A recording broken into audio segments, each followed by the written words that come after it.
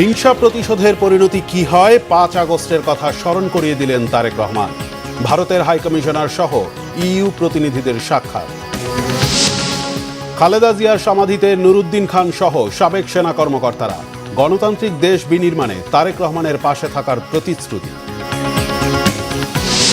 আপিলে প্রার্থিতা ফিরে পেলেন জামাতের আজাদ ও স্বতন্ত্রের তাসনিম জারা সহ বেশ কয়েকজন। নিষ্পত্তি চলবে 18 জানুয়ারি পর্যন্ত। সরকারের মেয়াদ শেষে দেশেই থাকবেন, করবেন জবাবদিহিতাও, জানালেন আসিফ নজরুল। সাফল্যের সাথে বিদায়ের দৃঢ়তা সালেউদ্দিনের। এলপি গ্যাসের টানা সংকট, ফিরে এসেছে লাকড়ি ও বৈদ্যুতিক চুলা। বাইরে থেকে কিনে খাচ্ছে অনেক পরিবার।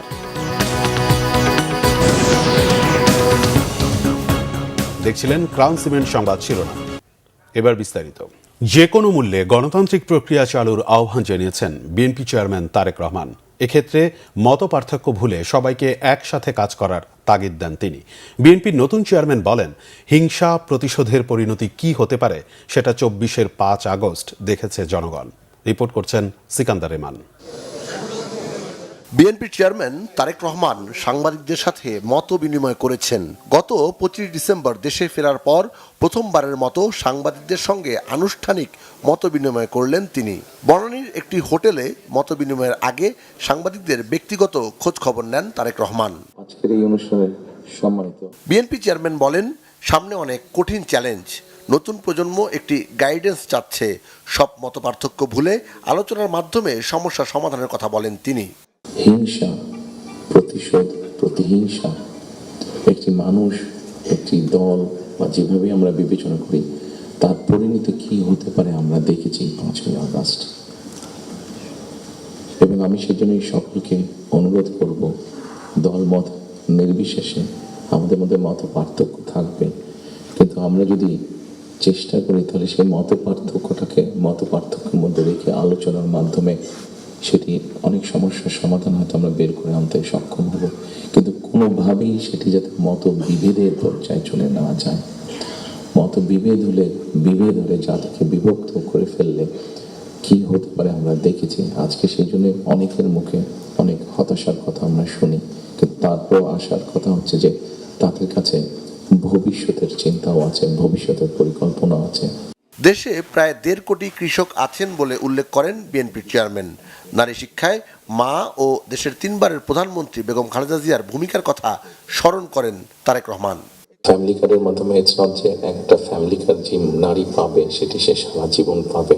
একজন গৃহিণী বা একজন হাউসওয়াইফ যে পাবেন কার্ডটা সারা জীবনের জন্য না, আমরা ৫ থেকে ৭ বছর দেব। এই ৫ থেকে ৭ বছর তাকে আমরা একটা সাপোর্ট দেওয়ার চেষ্টা করবো। সেটা টাকার হিসাবে হতে পারে অথবা এসেনশিয়াল ফুড আইটেমের হিসাবে হতে পারে।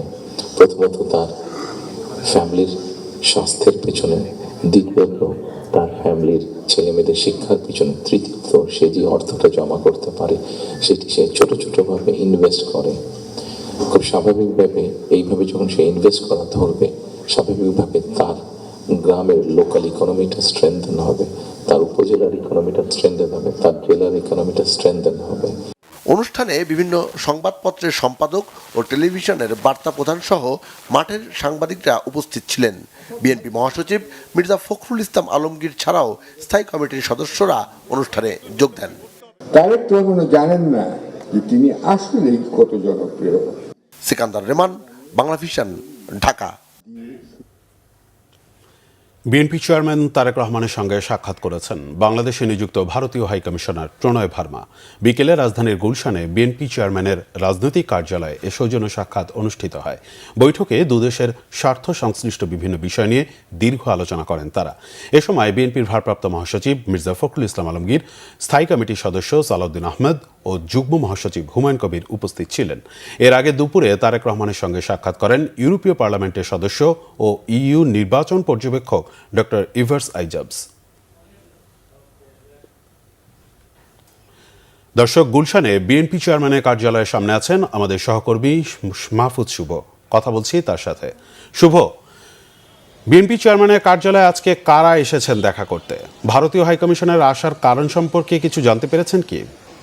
রায়হান, বিকাল ৩টায় এখানে ইউরোপীয় পার্লামেন্ট সদস্য এবং ইউরোপীয় ইউনিয়নের নির্বাচন পর্যবেক্ষকের যে প্রধান তিনি এসেছেন, রিভার্স আইজাব এসেছেন, শেষ হওয়া একটি প্রতিনিধি দল। তারা প্রায় ঘণ্টাখানেক এখানে বিএনপি চেয়ারম্যানের সাথে বৈঠক করেছেন। মূলত তারা কি বিষয়ে বৈঠক করেছেন বিএনপির পক্ষ থেকে আনুষ্ঠানিকভাবে এখন আমাদেরকে জানায়নি, তবে আমরা জেনেছি যে আসলে নির্বাচনের বিষয়গুলো নিয়ে, আগামী জাতীয় সংসদ নির্বাচনের বিষয়গুলো নিয়ে তারা জনাব তারেক রহমানের সাথে কথা বলেছেন। এরপরে বিকাল 5টায় এসেছেন এবারই প্রথম যে এই গুলশানের এই কার্যালয়ে ভারতের হাইকমিশনার তিনি এসেছেন প্রণয় ভার্মা। তিনিও বিকাল 5টা থেকে প্রায় 6টা পর্যন্ত তারেক রহমানের সাথে বৈঠক করেছেন। তবে কি বিষয়ে বৈঠক করেছেন সেটির আনুষ্ঠানিক ব্রিফ আমাদেরকে কিছুক্ষণের মধ্যে হয়তো করবেন বিএনপির পক্ষ থেকে। আমরা যতটুকু জেনেছি সমসাময়িক যে বিষয়গুলো রয়েছে এই বিষয়গুলো নিয়েই হয়তো তারেক রহমানের সাথে কথা বলেছেন। এই বৈঠকের সময় তারেক রহমানের সাথে উপস্থিত ছিলেন বিএনপির মহাসচিব মির্জা ফখরুল ইসলাম আলমগীর, উপস্থিত ছিলেন স্থায়ী কমিটির সদস্য সালাউদ্দিন আহমেদ এবং চেয়ারপারসনের উপদেষ্টা হুমায়ুন কবির। তো এরপরে এসেছেন মিশরের রাষ্ট্রদূত এসেছেন, তিনিও তার সাথে বৈঠক চলছে। তার আগে তুরস্কের রাষ্ট্রদূত এসেছেন। তারা মূলত সৌজন্য সাক্ষাৎ, এই নির্বাচন, এই বিষয়গুলো নিয়ে বৈঠক করেছেন। তবে এই 4 রাষ্ট্রদূত, বিশেষ করে ভারতের হাইকমিশনার কেন এসেছেন এই বিষয়গুলো নিয়ে সার্বিকভাবে হয়তো কিছুক্ষণের মধ্যেই আমাদেরকে ব্রিফ করবেন বিএনপির পক্ষ থেকে। সেই ব্রিফটি করলে অবশ্যই আমরা আনুষ্ঠানিকভাবে জানাতে পারবো। তবে যেমনটি বলছিলেন যে সমসাময়িক যে বিষয়গুলো, এই বিষয়গুলো নিয়েই মূলত বৈঠক করেছেন তারা। শুভ, আপনাকে অসংখ্য ধন্যবাদ। আমরা পরবর্তীতে আবারও আপনার সাথে যোগাযোগ করব। দর্শক, গুলশানে বিএনপি চেয়ারম্যানের কার্যালয়ের সামনে থেকে সহকর্মী শুভ মাহফুজ যুক্ত ছিলেন আমাদের সাথে। মৃত্যুর 11 দিন পরও বেগম জিয়ার সমাধিতে দলীয় নেতাকর্মীর বাইরে বিভিন্ন মহলের শ্রদ্ধা জানানো অব্যাহত আছে। শনিবার শ্রদ্ধা জানিয়ে বেগম জিয়ার স্বপ্নের গণতান্ত্রিক বাংলাদেশ বিনির্মাণে তারেক রহমানের পাশে থাকার প্রতিশ্রুতি দিয়েছেন সাবেক কয়েকজন সেনা কর্মকর্তা। এদিন কবর জিয়ারত করেন খালেদা জিয়ার ছোট ছেলে প্রয়াত আরাফাত রহমান কোকোর স্ত্রী শর্মিলা রহমানও। নাবিল জাহাঙ্গীরের রিপোর্ট। শনিবার সকাল থেকেই বেগম জিয়ার সমাধিতে শ্রদ্ধা জানাতে রাজধানীর শেরেবাংলা নগরের জিয়া উদ্যানে আসতে থাকেন বিএনপির বিভিন্ন স্তরের নেতাকর্মীরা। শ্রদ্ধা জানানো শেষে নোয়াখালী 2 আসনের বিএনপি প্রার্থী জয়নুল আবেদিন ফারুক বলেন, নির্বাচন বানচালের ষড়যন্ত্র করছে একটি মহল। আপসহীন নেত্রীর স্বপ্ন বাস্তবায়নে বাংলাদেশের মানুষের ভোটাধিকার নিশ্চিতের আহ্বান জানান ঢাকা 9 আসনের প্রার্থী হাবিবুর রশিদ হাবিব। দেশ নেত্রী নাই, তার অসমাপ্ত কাজগুলো শেষ করার জন্য আল্লাহ পাক যেন তারেক রহমানকে সেই সৌভাগ্য দেয়। আমরা চাইব আইন শৃঙ্খলায় সরকার যেন আশানুরূপ করে নির্দিষ্ট যে 12 তারিখে নির্বাচন, সেই নির্বাচনে যত ষড়যন্ত্র হোক না কেন অস্ত্র উদ্ধার করে নির্বাচনকে সুষ্ঠু করতে হবে। রহমানের নেতৃত্বে 31 দফার ভিত্তিতে ইনশাল্লাহ আমরা আমাদের সর্বোচ্চ রক্তের বিনিময় হলো, আমাদের সর্বোচ্চ ত্যাগের বিনিময় হলো বাংলাদেশের মানুষের সেই ভোটাধিকার নিশ্চিত করবে। এদিন বেগম জিয়ার সমাধিতে শ্রদ্ধা জানান জাতীয়তাবাদী স্বেচ্ছাসেবক দলের কেন্দ্রীয় নেতারাও। শ্রদ্ধা জানাতে এসে বেগম জিয়ার স্মৃতিচারণ করেন সাবেক সেনাপ্রধান লেফটেন্যান্ট জেনারেল মোহাম্মদ নুরুদ্দিন খান। অবসরপ্রাপ্ত মেজর জেনারেল ফজলে এলাহি আকবর বলেন, নতুন বাংলাদেশ গড়তে অবসরপ্রাপ্ত সেনা কর্মকর্তারা তারেক রহমানের পাশে থাকবেন। ওনার কাছে আমরা যেই প্রেরণা পেয়েছি, যেই সাহস পেয়েছি, সেই সাহস নিয়েই আমরা বলতে চাই, আমরা এখানে যারা সশস্ত্র বাহিনীর রিটায়ার্ড অফিসার আছি, এখন বর্তমান চেয়ারম্যান তারেক রহমানকে আমরা সেই কার্যক্রমে আমরা ওনাকে সহায়তা করতে চাই দেশ গড়ার। ইনশাল্লাহ আপনাদের সবার দোয়ায়, আমাদের সবার প্রচেষ্টায় আমরা নতুন বাংলাদেশ গড়ব। ম্যাডাম যখন প্রধানমন্ত্রী হলেন তখনই আমি সেনাপ্রধান নিযুক্ত হলাম। ওনার দীর্ঘ 4 বছর প্রধানমন্ত্রীত্বকালে আমি তার সঙ্গেই সেনাপ্রধান ছিলাম। কাজে বহু ঘটনার সঙ্গে আমি জড়িত ম্যাডামের সঙ্গে। তারপর 4 বছর পর আমি অবসর গ্রহণ করলাম। উনি তারপর আরও 1 বছর প্রধানমন্ত্রী ছিলেন। দুপুরে অনেকটা নিভৃতে বেগম জিয়ার কবর জিয়ারতে আসেন তার পুত্রবধূ শারমিলা রহমান। নাবিল জাহাঙ্গীর, বাংলা ভিশন, ঢাকা। সাবেক প্রধানমন্ত্রী ও বিএনপি চেয়ারপারসন বেগম খালেদা জিয়ার সবচেয়ে বড় গুণ ছিল তার দেশপ্রেম ও আপোষহীন নেতৃত্ব। একজন রাজনীতিবিদ হিসেবে এই আদর্শ সকলের অনুসরণযোগ্য বলেছেন ঢাকা ৬ আসনে বিএনপি মনোনীত প্রার্থী ইঞ্জিনিয়ার ইশরাক হোসেন।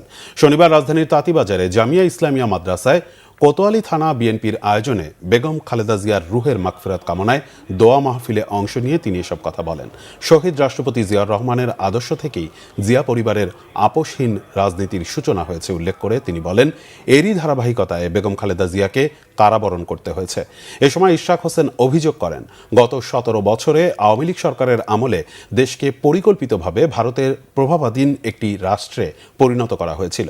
প্রতিবেশী রাষ্ট্রগুলোর সঙ্গে সুসম্পর্ক বজায় রাখা জরুরি হলেও দেশের স্বাধীনতা ও সার্বভৌমত্বের প্রশ্নে বিএনপি কখনো আপোষ করবে না বলে জানান তিনি। বিগত ১৭ বছরে আওয়ামী লীগ সরকারের আমলে বাংলাদেশ কিন্তু একটা স্বাধীন মুক্ত বাংলাদেশ ছিল না।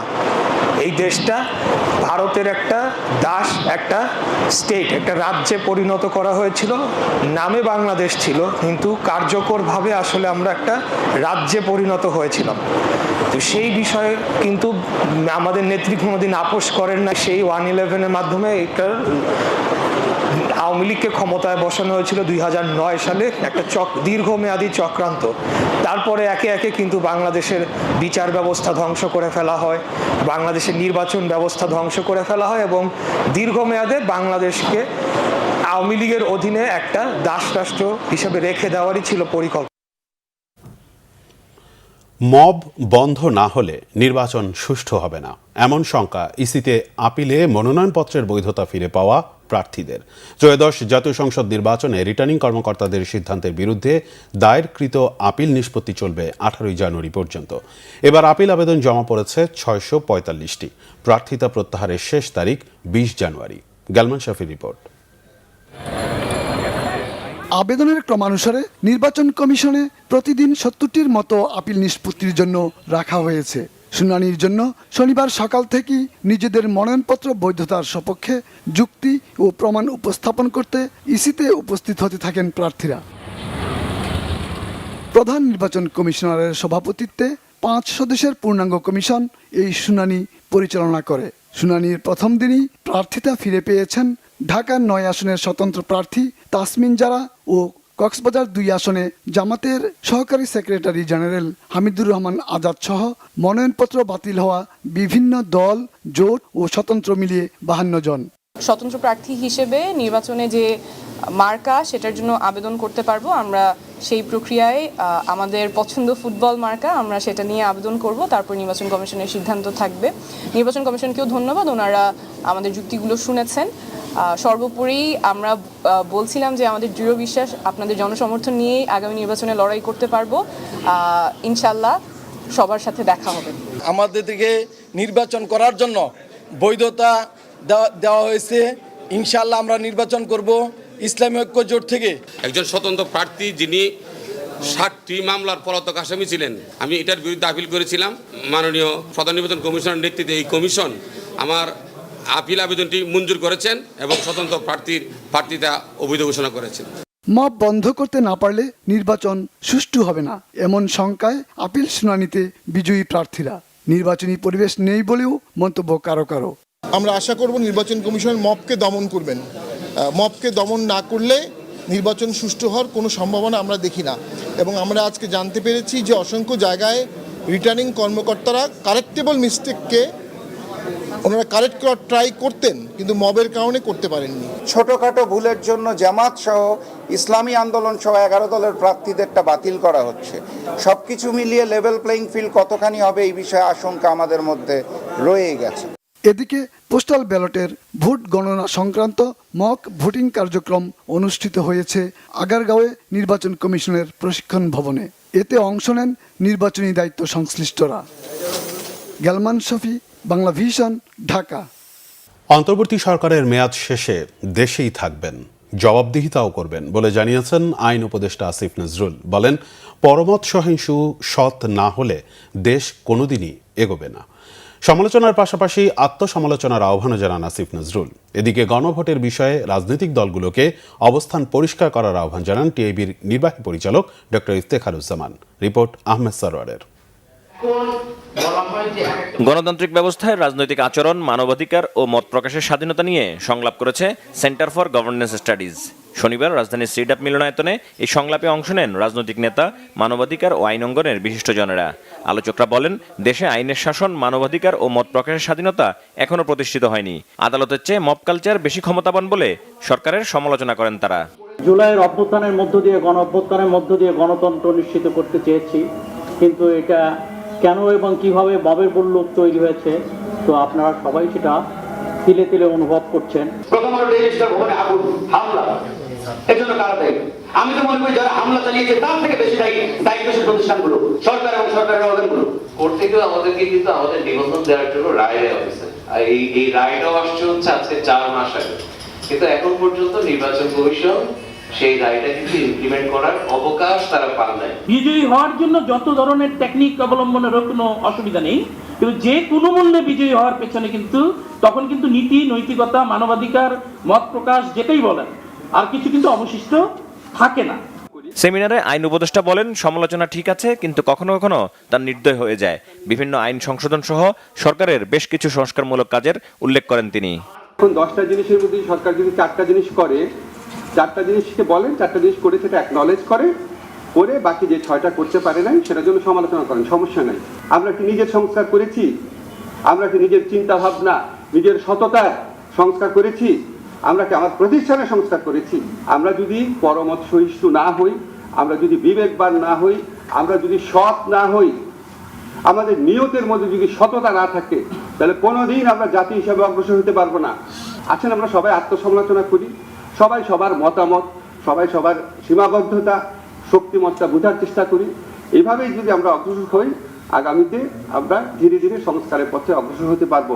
এখন যখন আমাদেরও বলার সময় আসবে, সবকিছু জানবেন, বাংলাদেশে থাকবো, সমস্ত কিছুর উত্তর দিব, এবং আমার তো নিশ্চয়ই সততা এবং আত্মবিশ্বাস আছে, সবকিছু একসময় সবাই জানতে পারবেন। আলোচকরা বলেন, ইতিবাচক কাজ করাই সরকারের দায়িত্ব। ছাত্র জনতার গণ অভ্যুত্থানের পর তৈরি হওয়া সম্ভাবনা কতটা কার্যকর হবে তা নির্ভর করছে নির্বাচিত সরকারের ওপর।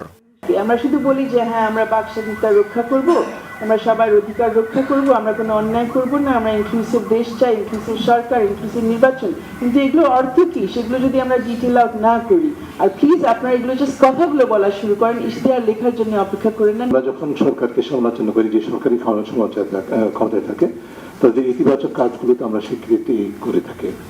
তো ইতিবাচক কাজগুলো তাদের করারই কথা।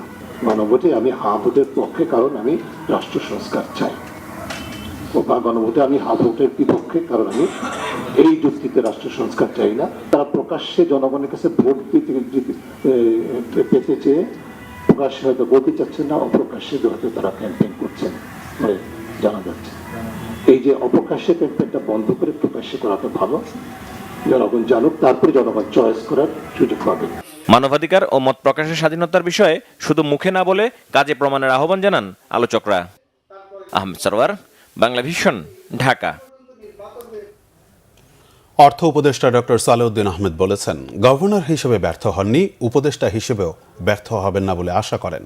দ্রুত বাংলাদেশ সামনের দিকে যাবে, এটাই এখন বড় চ্যালেঞ্জ। তিনি দাবি করেন, ব্যাংকিং খাত অনেকটাই স্থিতিশীল, তবে ব্যাংক সুদের হার এখনই কমানো সহজ নয়। তত্ত্বাবধায়ক সরকারের সাবেক উপদেষ্টা ডক্টর হোসেন জিল্লুর রহমানের মতে, ব্যাংকিং খাতে সুশাসন সবচেয়ে জরুরি। গোলাম মইনুল হাসানের রিপোর্ট।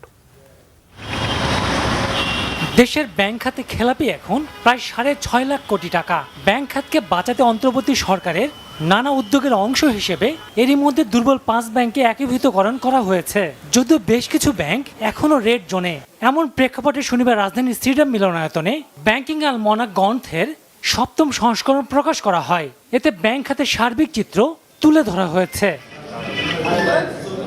অনুষ্ঠানে যোগ দিয়ে অর্থ উপদেষ্টা কথা বলেন ব্যাংক খাত নিয়ে, জানান স্থিতিশীল হচ্ছে ব্যাংকিং খাত। তবে ব্যাংকিং সেক্টরটা মোটামুটি কিন্তু আমরা যেটা ইনহেরিট করি অনেকটা একটু স্টেবল, বিশেষ করে ম্যাক্রো ইকোনমিক স্টেবিলিটি। খুব সহজ কাজ না রেট অফ ইন্টারেস্ট কমিয়ে দেওয়া। এইখানে আপনার ব্যাংকের রেটের সাথে ট্রেজারি বিলের রেট আছে, ইয়েল্ড রেট আছে, এগুলো চট করে একদিকে কমে দিকে আরেক দিকে, এটা বেলুনের মতো আপনি চাপ দিলে আরেকদিকে ফুলে যাবে, আলটিমেটলি ফেটেই যাবে। অর্থ উপদেষ্টা হিসেবে ব্যর্থ হবেন না এমন আশার কথাও শোনালেন তিনি। আমার মনে গভর্নর হিসেবে খুব ব্যর্থ হই নাই, মোটামুটি এখনো ব্যর্থ হব না। কিছুটা হয়তো আপনারা দেখতে পাবেন যে কিছু কিছু কাজ হয়েছে এবং সবগুলো ফলো করে বলা হয় না, পাবলিসিটি দেওয়া হয় না। অতএব আমি মনে করি সবাই মিলে কাজ করি আর আমার সামনে বাংলাদেশকে দ্রুত সামনে নিয়ে এগিয়ে যেতে হবে। বাংলাদেশ অ্যাসোসিয়েশন অফ ব্যাংকস বিএবির চেয়ারম্যানের মতে বাস বিচার না করে ব্যাংক লাইসেন্স দেওয়ার কারণে ব্যাংকিং খাতের এমন দশা। যেগুলো ব্যাংক দেওয়া হয়েছে, যেগুলো আপনার পলিটিক্যাল রাজনৈতিক কারণে দেওয়া হয়েছে এবং বিচার বিবেচনা না করে অনেক ব্যাংক দেওয়া হয়েছে, যার জন্য ব্যাংকের একটা সমস্যার সৃষ্টি হয়ে যাবে। এট দি সেম টাইম কিছু কিছু টাকা আউটফ্লো হয়ে গেছে ভাই। তত্ত্বাবধায়ক সরকারের সাবেক উপদেষ্টা ডক্টর হোসেন জিল্লুর রহমানের মতে ব্যাংক খাতে সুশাসন নিশ্চিত করতেই হবে। মোটা দাগে দেখা যাচ্ছে সেখানে ভঙ্গুর থেকে এক ধরনের জোড়া লাগানো গেছে। গোলাম মইনুল হাসান, বাংলা ভিশন, ঢাকা। বাংলাদেশ ক্রমেই বৈদেশিক ঋণের ফাঁদে পড়ছে বলে জানিয়েছেন সেন্টার ফর পলিসি ডায়ালগ সিপিডির সম্মানীয় ফেলো ডক্টর মুস্তাফিজুর রহমান। একই সাথে দেশীয় ঋণও বাড়ছে বলে জানান তিনি। রাজধানীর সিপিডি কার্যালয়ে অর্থনৈতিক পর্যালোচনা প্রতিবেদন প্রকাশ অনুষ্ঠানে কথা বলেন তিনি। বলেন, দেশের উন্নয়ন ও প্রকল্প বাস্তবায়নের জন্য বৈদেশিক ঋণ ও অর্থায়ন জরুরি, তবে বৈদেশিক ঋণ ঠিকমতো ফেরত দিতে হবে বলে জানান তিনি। এজন্য রাজস্ব সক্ষমতা বাড়ানোর উপর জোর দেন ডক্টর মুস্তাফিজুর রহমান। গত সরকারের আমলে অতি মূল্যায়িত বড় বড় প্রকল্পের কারণে বৈদেশিক ঋণ গ্রহণের প্রবণতা বেড়েছিল বলে মন্তব্য তার। সিপিডির নির্বাহী পরিচালক ডক্টর ফাহমিদা খাতুন বলেন, দেশীয় ও বৈদেশিক বিনিয়োগ আগের তুলনায় কমে গেছে। বিনিয়োগ না বাড়লে কর্মসংস্থান কমার পাশাপাশি সামাজিক অস্থিরতা বাড়তে পারে বলে আশঙ্কা তার। নির্বাচিত সরকার এসব বিষয়ে বিবেচনায় সঠিক ব্যবস্থা নেবে বলে প্রত্যাশা সিপিডির। আমাদের যে বৈদেশিক ঋণ এবং তার যে বোঝা, এটা ক্রমান্বয়ে বাড়ছে এবং দেশীয় ঋণের বোঝাও বাড়ছে। আপনারা দেখবেন অলরেডি এই গত 2 বছর বাংলাদেশের স্বাধীনতার পরবর্তীতে যে বাজেটগুলো দেওয়া হয়েছে তার মধ্যে সবসময় সরকারি কর্মচারীদের বেতন ভাতা পেনশন এইটা ছিল নাম্বার 1 এবং শিক্ষা ছিল নাম্বার 2। এখন কিন্তু শিক্ষা চলে গেছে নাম্বার 3-তে। এখন আমাদের ঋণের, দেশি এবং বিদেশি ঋণের সুদের পরিষেবা এটা চলে এসেছে নাম্বার 2-তে। সো এটা থেকেও বোঝা যায় যে একটা ঋণ ফাঁদের দিকে আমরা পড়ে যেতে পারি। গেল 2 সপ্তাহ ধরে বাজারে এলপি গ্যাসের সংকট। এর মধ্যেই বুড়িগঙ্গা নদীর তলদেশে পাইপে পানি ঢুকে ও মিরপুর রোডে গণভবনের সামনে তিতাস গ্যাসের লাইনের ভালভ ক্ষতিগ্রস্ত হওয়ায় তীব্র গ্যাস সংকটে নগরবাসী। কোনো কোনো এলাকার লাইনে গ্যাসের চাপ নেই, আবার কোনো কোনো এলাকায় একেবারেই চুলায় জ্বলছে না আগুন। বাধ্য হয়ে অনেকে পরিবারের রান্নার কাজ সারছেন লাকড়ির চুলায়। উপায় না দেখে অনেকে বৈদ্যুতিক চুলা কিনেছেন, অনেকেই আবার কিনে খাচ্ছেন খাবার। রাজধানীবাসীর চরম গ্যাস দুর্ভোগ নিয়ে আরো জানাচ্ছেন মোবাশ্বের আহমেদ। ক্যামেরায় ছিলেন পলাশ তালুকদার। রাজধানীর উত্তর বাসবা এলাকা গেল প্রায় 1 সপ্তাহের বেশি সময় ধরে তীব্র গ্যাস সংকটে রয়েছে এ এলাকার বাসিন্দারা। একই সংকট কদমতলা, খিলগাঁও ও বৌদ্ধ মন্দির এলাকার বাসিন্দাদেরও। তিতাসের লাইনে গ্যাসের চাপ ধারাবাহিকভাবে কম থাকায় প্রতিদিনের রান্নার কাজ নিয়ে বেশ বিপাকে পড়েছেন এসব এলাকার বাসিন্দারা। বাধ্য হয়ে বারান্দা ও ছাদে চুলা বসিয়েছেন অনেকে। কয়েকদিন ধরে মেসের শেষ, খোলা শেষ, কিন্তু চুলা জ্বলে না, একদম নাই। নাই বলতে জিরো, সকালও নাই, রাত্রও নাই, দুপুরও পাই না। আসে যায় আজ 5 দিন ধরে একদম আসেই না, একদম বন্ধ। বুঝছো, এখন আমরা কি করবো? লাকি চুলাই রান্না করে খাই। আবার কালকে একটা চুলা কিনছি। যদি গ্যাস না থাকে তাহলে মানুষ কি চলতে পারে বলেন? এটা কোন ধরনের? খালি আমাদের এই এলাকা না, পুরো এলাকায়। কিছু পাওয়া যায় যখন, দেখা রাত্রেবেলাও যদি কিছু পাওয়া যায় ওই টাইমটা আমরা রান্না করে রাখি। কনকনে এই শীতে গ্যাস না থাকায় বেশি কষ্টে পড়েছেন বয়স্ক ও শিশুরা। লাইনের গ্যাস তো নাই, তারপরে যে সিলিন্ডার ওইটা আমরা পাইতেছি না। 2500 টাকা করে আমার করে একটা সিলিন্ডার, সবার পক্ষে কি সম্ভব? এখন গরম পানি লাগে, অজুর পানি লাগে, সব কিছু করতে লাগে। এদিকে গেল প্রায় 2 সপ্তাহ ধরে রাজধানীতে সিলিন্ডার গ্যাসের সংকট থাকায় ভোগান্তি তীব্র থেকে তীব্রতর হয়েছে মহানগরবাসীর। এলপি গ্যাসের সরবরাহ কম থাকায় যেসব অ্যাপার্টমেন্টে সেন্ট্রাল সিলিন্ডার সিস্টেম রয়েছে সেসব অ্যাপার্টমেন্টের বাসিন্দাদের আগাম নোটিশ দেওয়া হয়েছে। উপায় না দেখে ইলেকট্রিক স্টোভের দিকে ঝুঁকেছেন অনেকেই। এখন তো গ্যাসই নেই, তো বেশি হইলেও যাদের থেকে গ্যাস আনতাম তারা বলতেছেন বেশি দিলেও পাবেন না, আপাতত গ্যাস নাই, ওনারা নাই বলতেছে। আর মানে লং টাইমের জন্য যদি না থাকে এটার জন্য তো যে নোটিশ দিয়ে গেছে, কালকে নোটিশ জানাই দেওয়া হয়েছে 4 দিন পর থেকে আর করা যাবে না। ওনাদের কাছে ব্যবস্থা নেই, এটা নিজেদের ব্যবস্থা করতে হবে। আপৎকালীন ব্যবস্থা হচ্ছে ইলেকট্রিক চুলা, এটাই তো করতে হবে, এটা ছাড়া তো খুবই কষ্ট হবে। ক্ষতিগ্রস্ত লাইন মেরামতের মাধ্যমে গ্যাসের এই সংকট সমাধান হবে জানিয়ে সাময়িক অসুবিধার জন্য গ্রাহকদের কাছে দুঃখ প্রকাশ করেছে তিতাস কর্তৃপক্ষ। Mobashwer Ahmed, Bangla Vision, Dhaka. Visa bond থেকে বাংলাদেশকে অব্যাহতির আহ্বান জানিয়েছেন জাতীয় নিরাপত্তা উপদেষ্টা ডক্টর খলিলুর রহমান।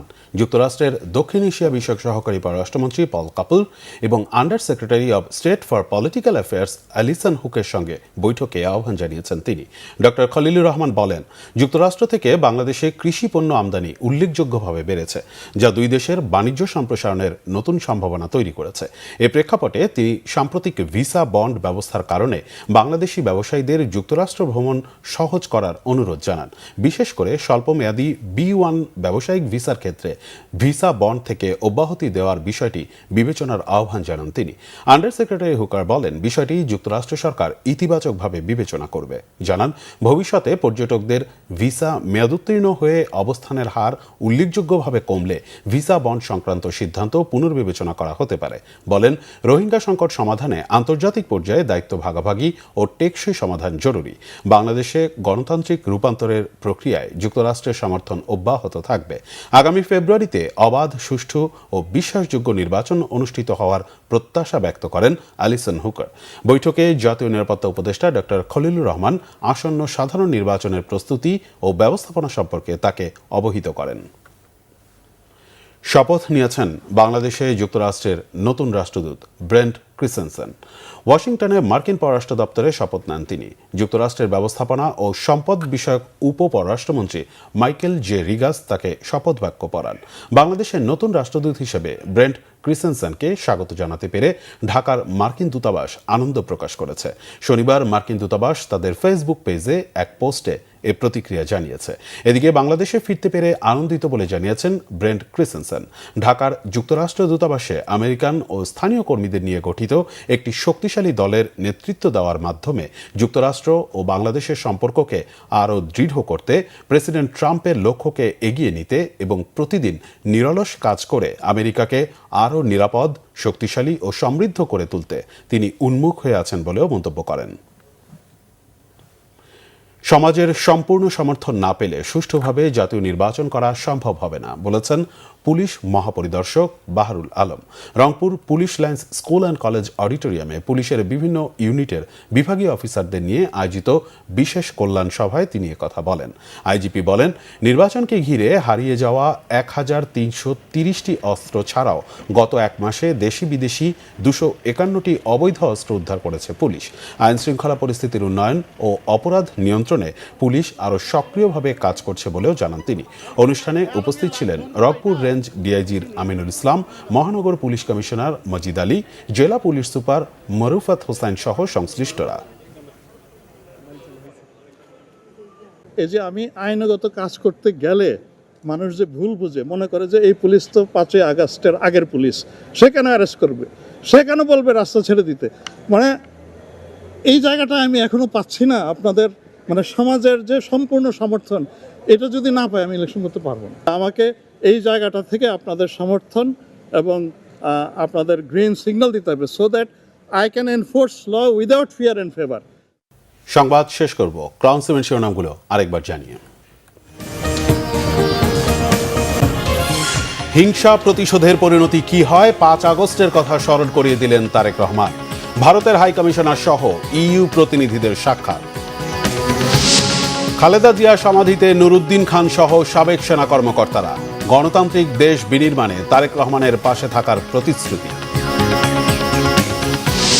আপিলে প্রার্থিতা ফিরে পেলেন জামায়াতের আজাদ ও স্বতন্ত্রের তাসনিম জারা সহ বেশ কয়েকজন।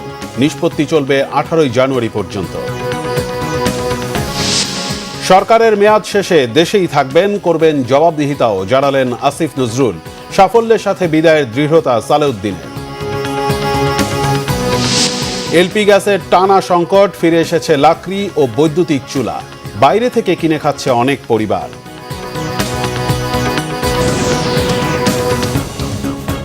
এই ছিল এখনকার মতো। পরের সংবাদ রাত 10:30টায়। এর আগে 9টায় নিউজ 20 দেখার আমন্ত্রণ রইল।